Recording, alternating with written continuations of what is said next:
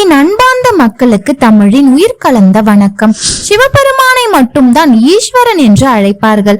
சிவனுக்கு பிறகு 2 பேருக்கு மட்டுமே ஈஸ்வரன் பட்டம் கிடைச்சிருக்கு. அதில் ஒருவர் தர்மத்தை காக்கும் சனீஸ்வரர், மற்றொருவர் வரலாற்றை பத்தி தான் இந்த காணொலியில நீங்க பார்க்க போறீங்க. இது விண்ணை தாண்டி சிறகடிப்பும் சேனல். நான் உங்கள் தமிழ், வாங்க தெரிஞ்சுக்கலாம். கிராமத்தின் எல்லையில சும்மா மிரட்டும் தோணியில கையில அருவாளோட பெரிய தாய் கட்டையில் அமர்ந்திருக்கும் சிலை, அவருக்கு முன்னால் 2 கால்களை தூக்கியவாறு இருக்கும் குதிரை சிலை என்று கம்பீரமாய் நிற்கும் எல்லை தெய்வம் தான் முனீஸ்வரர். இவரை 2 நிமிடம் பார்த்தாலே போதும், தவறு செய்தவர்கள் உச்சந்தலையில் இருந்து உள்ளங்காலின் ஆணிவேர் வரை கிடுகிடுத்து போய் சிறுநீர் மண்ணில் தெரிச்சு விடும் அந்த அளவுக்கு கம்பீரமானவர் தான் முனீஸ்வரர்.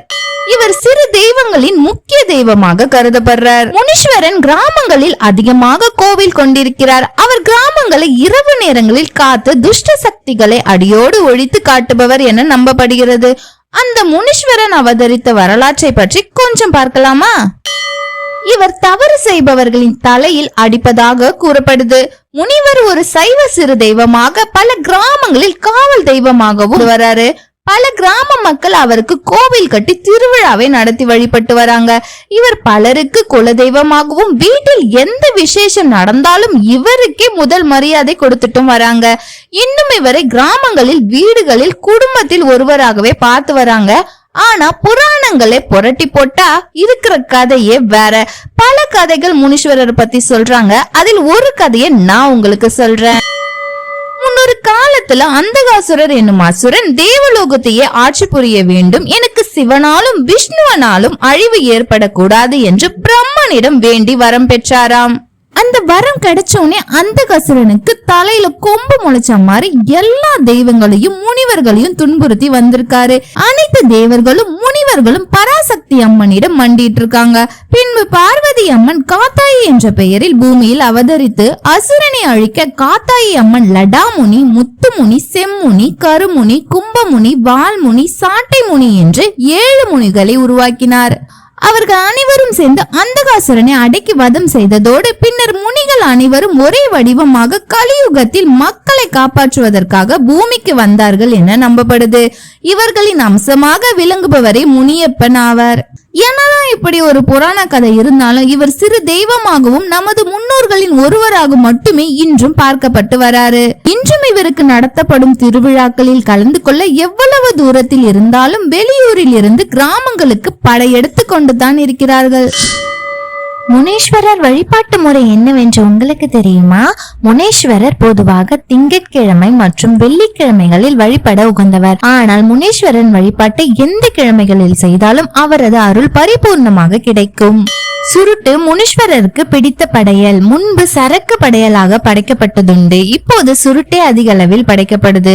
ஈஸ்வர பட்டம் என்பது சனீஸ்வரர் மற்றும் முனீஸ்வரர் இருவருக்கும் மட்டுமே உரியது.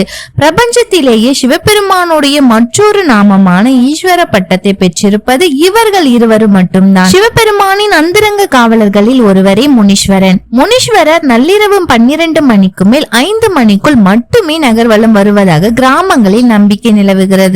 முனீஸ்வரர் கோவிலில் மேல்விதானம் இருக்காது.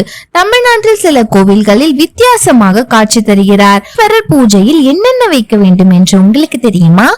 மஞ்சள், குங்குமம், சந்தனம் இட்டு திருநீர், புஷ்பம், கற்பூரம், ஊதுவத்தி, சாம்பிராணி, பசுகோமியம், பால், தயிர், நெய், தேன், பன்னீர், கதம்ப பொடி, வஸ்திரம், நூல், உருண்டை, பொறி, கடலை, அவல், நாட்டு சர்க்கரை, சர்க்கரை, கற்கண்டு, வெல்லம், பழவகைகள் 5, வெண்பூசணிக்காய் 1, எலுமிச்சை பழம் 5, தேங்காய் 3 வைத்து முனீஸ்வரர் படையலில் என்ன இருக்க வேண்டும் என்று தெரியுமா? சர்க்கரை பொங்கல், வெண்பொங்கல், தயிர், பழ வகைகள், பன், பொறை, பிஸ்கெட், சுருட்டு, பொறி, கடலை, அவலு, நாட்டு சர்க்கரை, வெண்பூசணிக்காய் 1, எலுமிச்சை பழம் 5, தேங்காய் 3 கற்பூரங்கள் ஏத்தி தீபாரத்தனை காட்டி வணங்க வேண்டும்.